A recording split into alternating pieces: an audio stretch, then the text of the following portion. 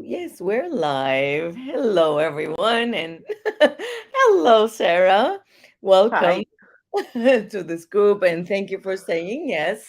We have been, it's been 2 weeks, I think, since we started, at least 13 days. And we are talking to certified facilitators of access consciousness from around the world on different Mm, topics, but based on presumptive and reactive realities. Since this topic came to our awareness, there's so much mm, change going on, and like every moment, I am realizing new things about how we I live in presumption and reaction, and almost like looking for a reaction to know yep. that I am on the right way, supposedly. And a lot of things are on different topics. A lot of awarenesses come. And Sarah, what for those of you, if in case you don't know, she's a certified facilitator, but as she's also a certified facilitator for conscious horse, conscious rider, specialty class of access consciousness. And we have been talking about animals, horses, babies, and horses, different combinations. And I would like to also ask her, because every one of us are so unique and our perspectives are unique. When we are becoming aware, what is the most striking thing for you when you think of presumptions and reactions and your experience with horses? Yeah. Thank you. And thank you for having me on here. And also thank you for doing this. I mean, just like you said, it's so cool to see since these two things came up. I don't know, it feels like we've been talking about it for about a year, but I know it's Yeah. actually only been maybe like a month or so. I don't even know. But um in Mm. access or anything in consciousness or in the world, when you're willing to go there and look at things, that's Mhm. when things keep changing. So thank you for doing this. So as far as presumptive realities and the need for reaction, well, I was thinking about it before I came on here, and it was really cool when this stuff first came out. Gary said the only presumptive reality nature has of you is to be. And I thought about that a lot because I was like, how much in that can we like lose so much of these other presumptive realities and these places where we go there in order to create Mhm. reactions and all that sort of stuff. Mhm. So I was looking at that because it's very much the same with horses. And I think really most animals function this way. And the thing I love about horses and the thing I love about the conscious horse, conscious rider specialty is that everything, like you think horses are horses and people are people, but actually horses will facilitate you on absolutely anything that is going on in your person world. And they're such excellent facilitators because they're non-verbal. Like there's nowhere there where they're going to talk you through something. They're just going to simply show you the energy and show you what's going on. And I mean, when you're dealing with this creature that's 600 plus kilograms on the end of this rope, or even being out with them in a field, it kind of puts you in this space of vulnerability that I think is really unique in the way they show us things. So when I was looking at it, I'm like, well, they obviously don't function from presumption or the need for Mhm. reaction. But I also get a lot of people try to get them to, like the way that we train horses, the way that we work with our horses. A lot of the time, we can go in with some of those presumptive realities and then looking for those different reactions.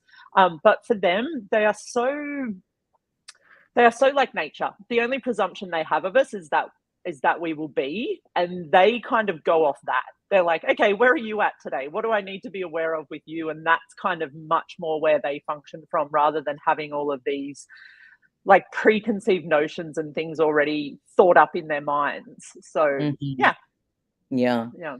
Well, if I wasn't in access, I would probably continue with this presumption that horses or any animal, but especially Mm, horses, because they have been a vehicle of transportation. We have been riding horses for centuries. Humans are before anything else was there. And yep. my presumption, and I see that in many other people outside in the world, that whenever you want, the horse is ready for you. It's like they almost are creatures to oblige to whatever you're desiring to do. Have you, I mean, I know they have their moments. I have perceived that. With if you have a presumptive reality that okay, today I'm going to ride a horse, and can the horse have a preference and would say no to you? Totally. Yeah. I mean, and just circling back a little bit on what you said before, the thing that I'm learning is that, but they don't need us. Like, we Yeah. have much more of a need of them than they have of us. Like, they still exist in the wild. They've been domesticated, I think, for about 6,000 years, is when we Mhm. first started domesticating them and using them for all these different things. And you're so correct. They are most of the time more than willing to be here and have our backs on in so many ways, but they still exist in the wild very much free of any human intervention until we decide to intervene in their worlds. So it's funny as well, because we have such a need of them, but they actually don't need us at all. They can exist very freely and very comfortably and never come in contact with a person in a human form ever. So look, Yeah. and they do, they definitely, and this is where having the presumptive reality of, oh, I'm going to do this with my horse today. Hey, look, 90% of the time, 99% of the time it may work out. But then Mhm. if you're functioning from question, and this is, I guess, where there's so many different like avenues here, because you can go down the route with horses where you train them a certain way, you follow a certain thing, and there's a huge amount of success in that. You see people all around the world creating these friggin' amazing partnerships with these animals, and whatever discipline, whatever they choose to go into with the animal, you see them create this partnership together where they reach very high heights of whatever that is. And Mhm. that's amazing, and not to take away from it at all, but I just wonder what else is possible with them. And when we're willing to like look at things through their eyes, or even a different set of eyes, and start to ask questions about what they're truly aware of, that we may have still, worlds upon worlds of things to discover with them that we haven't even brushed upon yet. And after Yeah. 6,000 years, I think a lot of people out there in the horse world think we've reached the height of what we have with horses. Like, we know everything. If you want this outcome, you do this, you do that. But there are a few people out there, and conscious horse, conscious rider being Mhm. one thing that's so unique in the world, um, is that I don't think we have that presumptive reality at all. I think any conscious horse, conscious rider person, or anyone that's into horses and into consciousness, is more of this thing of like, I wonder what else is possible here that we actually haven't discovered at all with these animals. And it may have nothing to do at all with ever riding them, and it may have to do with riding them. But Mhm. yeah, it's this whole world that starts to open up, because presumptive reality is the place where you question goes to side and you're on this like decisive path. So Mhm. for me, it's like the moment I feel myself going into that is when I ask a question. And the change you'll see in your horse when you function from question is, yeah, it's really quite magical and amazing. Oh, I have experienced that firsthand, Yeah. and I have learned so much about myself. I expressed it before in another interview. I thought I had to be in command, but Yeah. in a controlling way of this Yeah. reality. Oh boy, the horse taught me that the control doesn't work that way. No. It was an Yeah. amazing experience. And Cool. how about when you consider communication, in Yeah. people and communication with horses, what can you tell us about your take, your personal unique take about communication? What horses teach you about communication? Well, I think the one thing that horses have really shown me is being conducive with what you're Mm. asking or what you're saying or whatever. Like, horses tend to have a very inapt ability to see through the bullshit. So if you show up to a horse and you have this air of whatever on, like whatever that facade is that you have on display to yourself, you might not even realize that you're doing it. But a Mhm. horse will see straight through that, because we domesticated them 6,000 years ago, but they've lived on this planet a lot longer than that, Yeah. and everything in their molecular structure, right down to the smallest part of them, is geared to survival. They're geared as an animal that is here to outrun danger, know where danger is lurking, know how to get away from danger. And a person showing up to them, presenting something, but underlying under that is something completely different to them, reeks of danger because they're like, hey, if you're telling me this, but I'm perceiving this, there's a possibility you're going to try and hurt me or kill me or something like that. So the cool thing I love with communicating with horses is if you're having a shit day or you're like, I feel like a lesser version of myself today. I'm not feeling like my full spark in the way that I usually feel. You can go to a horse with that and they will accept that. They're not going to be, well, my presumptive reality is you need to be wearing the best gear and you need to have the latest of this. And they don't fucking care. You can show up wearing a pair of thongs and, your daggiest clothes and get on a horse and ride it. They don't need you to be this perfect version of yourself. I think what they require from us is a real clarity and conduciveness of what we're being with them, of what we're asking, of Beautiful. what every part of our energy is that is truly matching what we're putting across to them, if that makes sense. Wow. Yeah, every person who is really with horses, I see that even before this topic came out, I get that you guys have, without really wording it that way, maybe the presumptive reality, you have learned it years ago dealing with horses, that presumptive realities does not work, and probably you already know being without any of those through the classes and through the lessons of horses. But there are people here also in the United States, people, there are Mm. some conscious horse, conscious rider classes. Some want to really go to those classes, but something they're not, they may not be horse people, they don't Yeah, know. What would your first tip be for people who are being with the horses for the first time? Maybe they have ridden them before but never been yeah, really present. Like you yeah, said, nature, the only presumption that nature has is that you be. Same thing with the horses. What would you yeah. suggest them?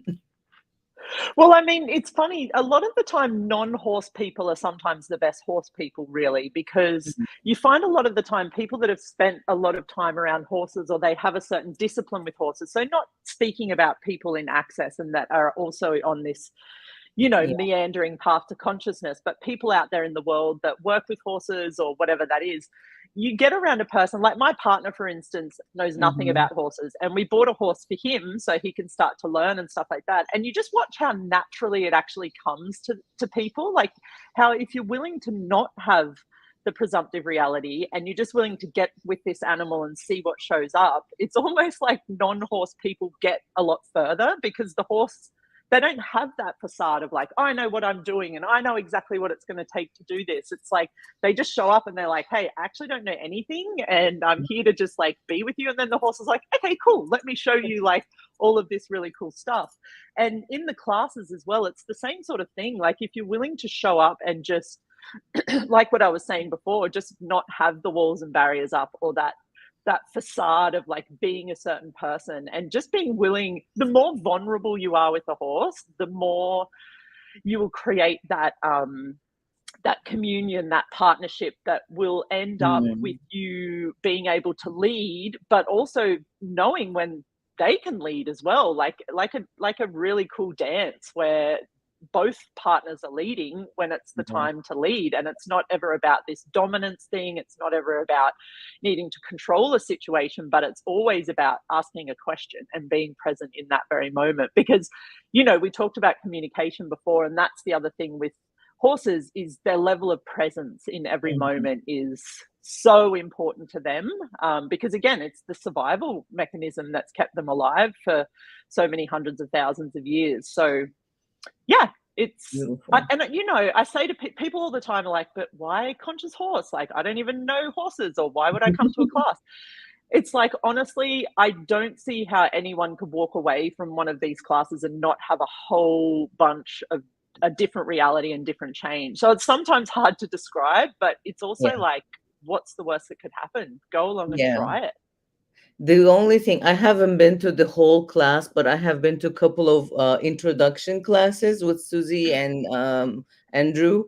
Yeah. here in the United States. It almost, talking about all that almost wants me to makes me want to go to the ranch and ride a horse and be with a Right. horse. Yep. The main thing that I learned is actually how I was handling my life and Yep. how I was handling all the energies in my life when it doesn't go the way I want it to go. It showed me so much. I feel grateful. It's not about the horse and horse riding only at all. They teach No. you what you are blind to about yourself. Yep. Yep. And everywhere you're putting Yeah.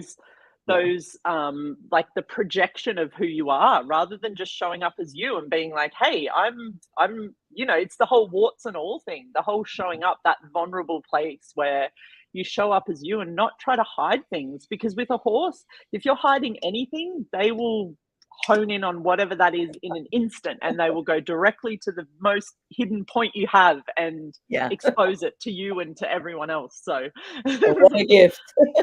yeah, totally. I mean, my horse shows me every day. I've owned my gelding here in Australia for 3 years, and it's literally like I said to Simone one day, every time I get on a horse, I feel like a beginner again. Like there's Mhm. certain skills you learn along the way, but the thing I love about them as well is it's like consciousness. It's this path that you are continuously on, and you're taking twists and turns. And as long as you're willing to show up and ask questions, every single day, my horse teaches me something, at least one thing. Like, and at the moment, it's having this level of patience that, because, I travel so much and then I'm home for a little while and I'm like, okay, in this time, we need to like achieve this and do that. But horses don't know what time is. He's like, not he in his world. He's like, leave, come back. I don't give a shit as long as I've got grass to eat. I'm fine. So get over this whole point of view that you need to accomplish and achieve all of these things. And what if we just enjoyed each other? And what if we just had fun? And yeah, Exactly. Yeah. Yeah. We mm, attribute so much of human so-called emotions or presumptions on totally, horse as if they are. yeah, Yeah. And you are in Queensland, Australia. Do you have yep. any conscious or rider class coming up there or anywhere else in the world? I do have a couple in Australia. I've got one here in Queensland in when I'm home in July, and then I'm doing another one in Sydney. I just did one in India. I'm happy to do them anywhere in the world. The cool thing about the fact that I travel so much with Access working on the classes is I'm everywhere. I get to move around the world so much. So I'm more than happy if you're watching this and there's a place that you'd like to have a conscious horse, conscious rider class on. There's not a lot of stuff you need, obviously horses and somewhere to have the class, Right. but apart from that, it's like, hey, I'm happy Yeah. to do one anywhere. So yeah, Yeah, so hear that, ladies and gentlemen, and yeah, it is totally a life-changing class. It's not just about yeah. the horse as an animal, but a No, total different way of being. And everywhere there was cloud today, and it decided to shine now the on as we sun's speak. out. It's How they get it amazing. better. And yeah, thank you so much, Sarah, for being here. It was Thank an you. absolute pleasure. I can even sense the breath and the skin of a horse. That really Yeah. makes me write one The right away. smell, the smell is like every Yeah. day I smell my horse. He's probably like, "What are you doing, you crazy two-legged thing?" I'm like, I get in his mane and I'm just like, I mean, there's nothing like the smell of a horse. There really isn't. Yeah. Yeah. Yeah. Mm. Thank you so Thank you much so for much. being here and for your unique contribution. See you, everyone, later. Bye, everyone. Thanks for watching.